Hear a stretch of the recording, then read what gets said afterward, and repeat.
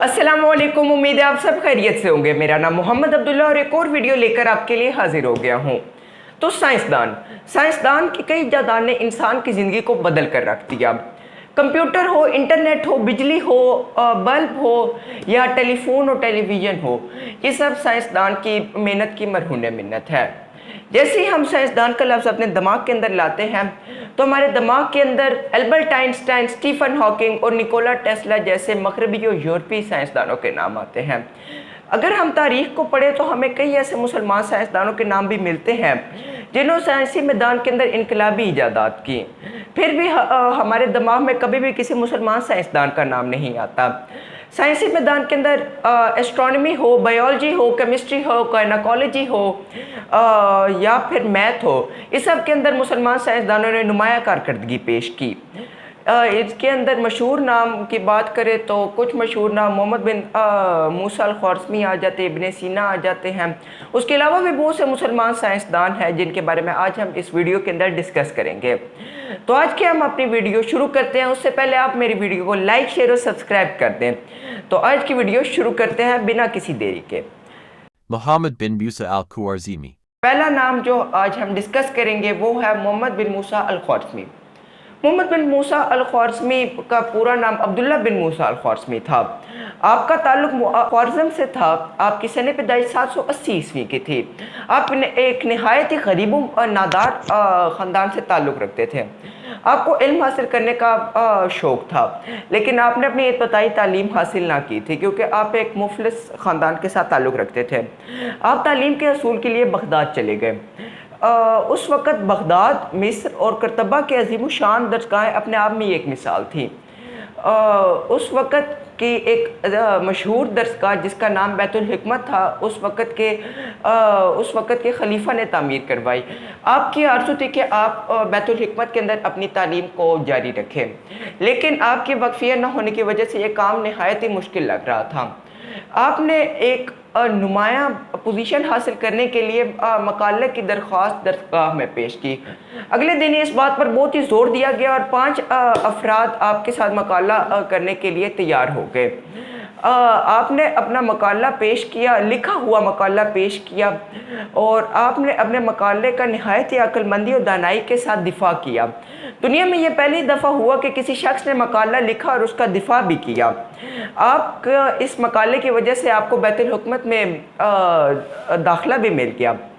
आपको बैतुल हिकमत के साथ दाखिले के साथ साथ उस वक़्त के खलीफा ने अपने मेन पर्सन के तौर पे भी रख लिया। आपने कई यूनानी किताबों को उनका तर्जुमा भी किया। उसके अलावा आप माहिर फ़नकियात, रियाज़ीदान और फिज़िस्ट और केमिस्ट के तौर पे तारीख़ के अंदर जाने जाते हैं। Ibn Sina. हमारे अगले मुसलमान साइंसदान का नाम है इब्ने सीना। इब्ने सीना का पूरा नाम अली अल हुसैन बिन अब्दुल्ला बिन अल हसन बिन अली सीना था। आपका ताल्लुक़ बुखारा से था। आपकी सने पैदाइश 980 ईस्वी की थी। मुहक्किकीन आपके फ़लसफ़ों के साथ रज़ामंद थे।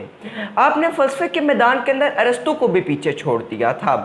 अरस्तू की मेटाफिज़िक्स के साथ इब्ने सीना की मेटाफिज़िक्स का भी नाम लिया जाता था।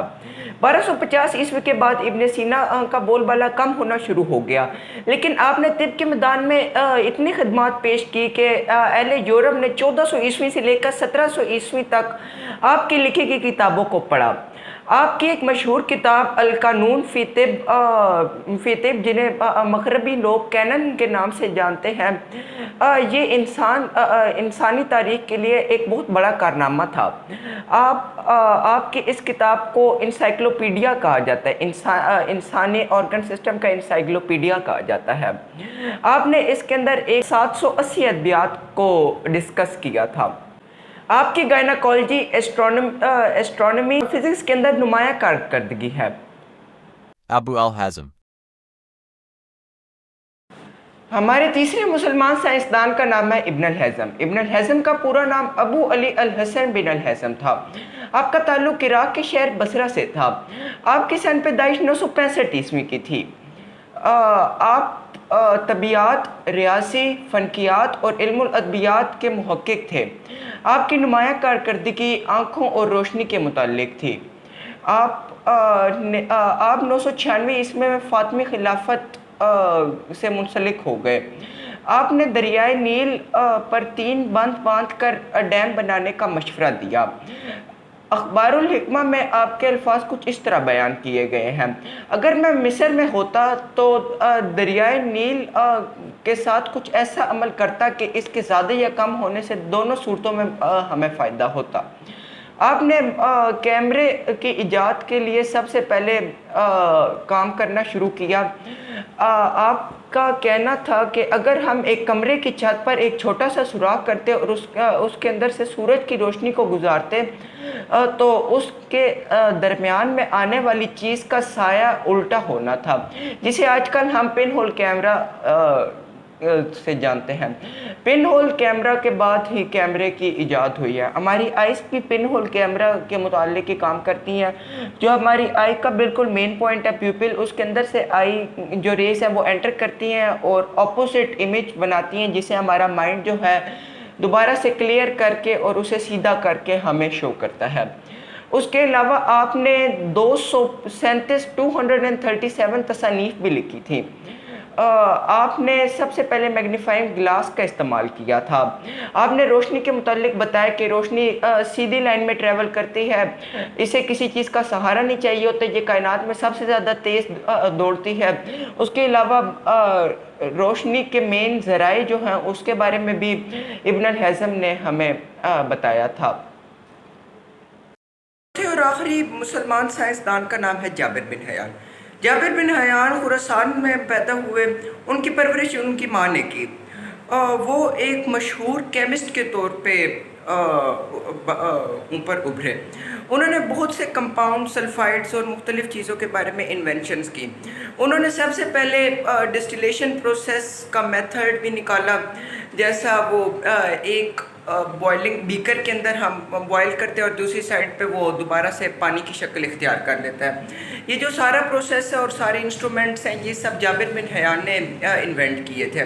اس کے علاوہ انہوں نے 3 سالٹس، اس کے علاوہ سلفائڈز ہو گئے، اور گندھک جو ہے وہ جو ایک گرم چشمہ ہے چترال والی سائڈ سے، اس کے اندر بھی گندھک موجود ہوتی ہے، وہ انہوں نے مطلب لیبارٹری کے اندر سب سے پہلے انوینٹ کی تھی۔